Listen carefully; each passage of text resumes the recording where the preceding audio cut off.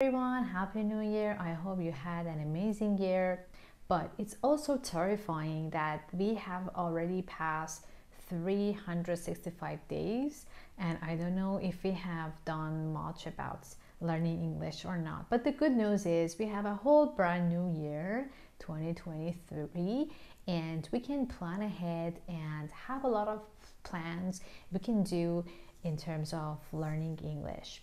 But you need to know that you have to write these goals down and have a clear idea that what you're going to do in the coming year.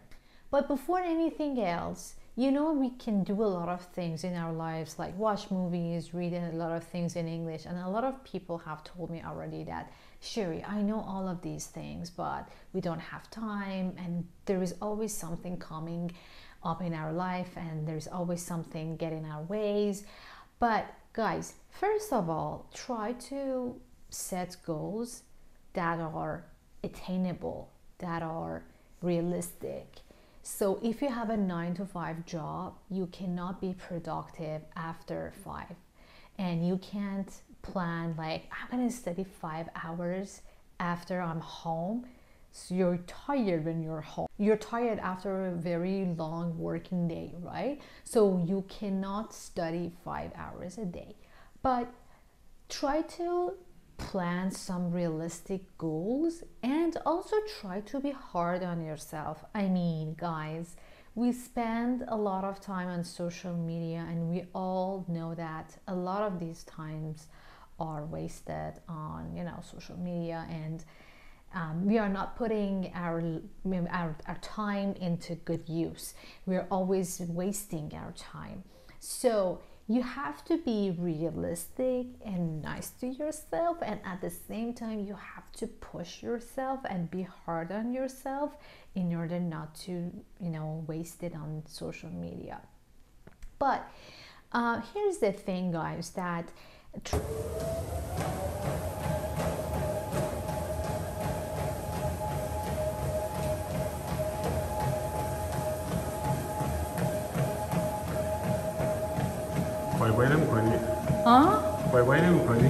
try to always say to yourself that I'm gonna study or I'm gonna do this part for 10 minutes. And if I do it 10 minutes and I feel comfortable and okay with it, I can continue for the rest of like 20 minutes. I myself, sometimes it's very difficult for me to get dressed and go to the gym and start jumping jacks and jumping. It's very difficult sometimes. It's also sometimes daunting. So, and I sometimes like just to be lazy, curling up with a blanket and chocolate and watching Emily in Paris. But I always tell myself, you know what, Sherry, just get on the treadmill for 10 minutes and you're done. So once I'm on the treadmill and my body gets warmed up and I start feeling good and great, so I can start working out, I can start doing that jumping jacks, and I end up working out for like 45 minutes. But sometimes if I'm not in a good mood, so that 10 minutes is also good and great, and I'm like, okay, I've done whatever I could and I didn't procrastinate or I didn't put it off and say let's not do it. So I mean, never skip your plan. Try to put whatever you can and try to make the most of your time. That's what I'm saying. But other than that, there are a lot of things that you can do, and you already know what to do in order to be able to increase your English. Also, this year might be a little bit tough for immigrants, for people who have just moved to an English-speaking country, and you might have thought that English was something that was your weakness and you need to improve in the coming year in order to be able to get a better job, right? So you should think about it seriously, because English is something that is essential for our lives. But TikTok, Instagram, everything can wait, and it's not important and essential, right? But the time is just passing and we cannot keep up with time, right? So here are some tips and tricks for New Year's resolutions. Number one, try to read, watch, listen to a lot of things in English. I'm sure you already know that, but try to watch something which is related to your job. Like if you're in a construction industry, try to watch something which is related to your job. Don't watch something like about food or something that which is not very related to your job. And then try to read something about your job, or try to, watch a lot of YouTube videos, and it's going to help you. Number two, in this new year, try to immerse yourself into English. I mean, try to join some groups that are for newcomers, or guys, we are living in this social media where you can DM people, where you can text people and say, hey, I saw that you're new in the city, so do you want to hang out? Do you want to go for a coffee together?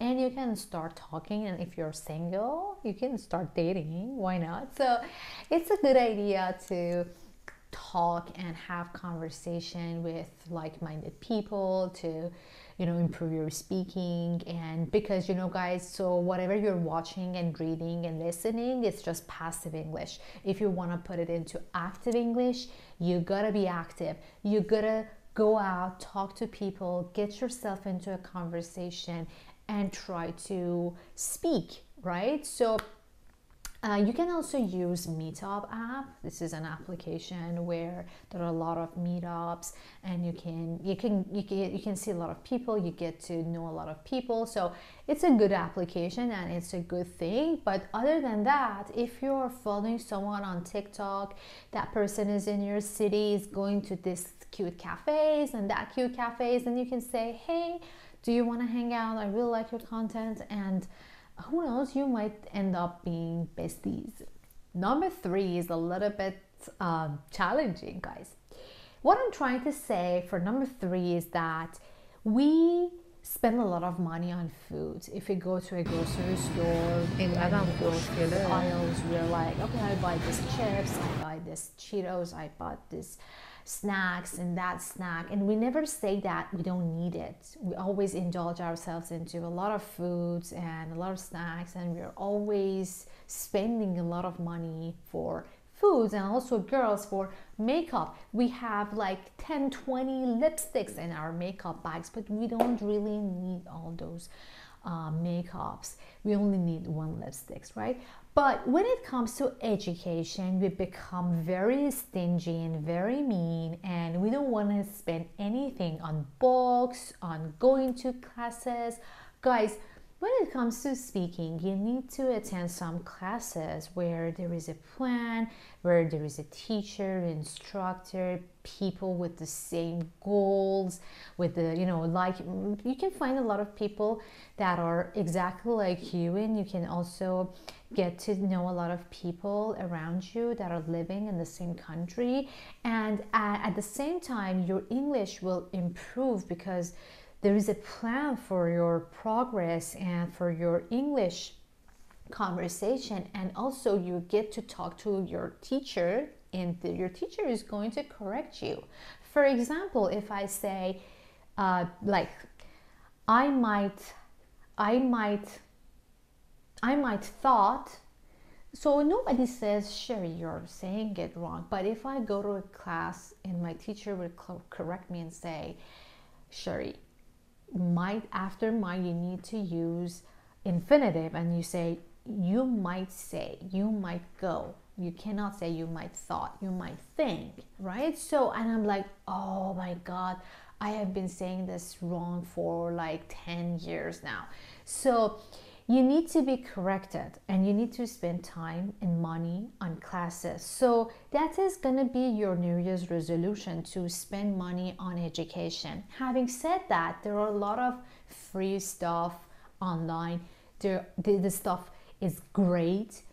I mean, all the videos, the articles, everything online is best, is top notch, is great. When it comes to interactive English, you gotta talk to someone. You gotta, put everything into words, and you just can't watch Japanese movies and start speaking Japanese, right? You gotta go to classes, you gotta learn something, you gotta have plan, and you got to be disciplined, and that the class gives you that discipline. Speaking of free stuff, guys, if you sign up to my website, I'll send out every week a lesson to you guys. So here is my website address, and you can, just send your email, and I'm gonna send out some free lessons to you guys. All in all, I think we already know what to do and how to improve our English conversations. But when it comes to practicality, sometimes we fall behind, or we start procrastinating, and we always want to put things off, right? But here's the thing, that we need to know that nobody is going to study for us, nobody is going to push ourselves, nobody is going to discipline ourselves, and it's only us who needs to be disciplined and who needs to, start studying and discipline ourselves. So I should hold myself accountable for my goals and dreams that I have. But if I just sit and watch the time is going by and flashing by in front of my eyes, and I do nothing, literally nothing, it's a great timing now that you have like a whole year ahead of you, and try to start planning. You can say, in January I'm gonna watch like 4 movies, and again, try to set some realistic goals that you can achieve those goals. And also, guys, by the way, speaking of goals, you need to reward yourself and punish yourself. So if you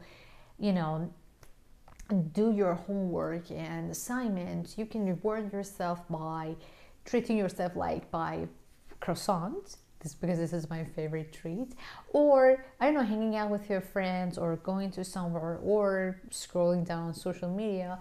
Or punish yourself if you don't do your homework, if you don't do that 10-minute practice. You need to ground yourself. You shouldn't go out. You shouldn't eat your delicious food that day, or whatever works for you guys. But what I'm trying to say is, try to reward and punish yourself that in a way that, it motivates you. Thank you so much for watching this video. I hope all the good things will happen in 2023. And guys, communicate with me in the comment section below. I'm waiting for your comments. Happy New Year!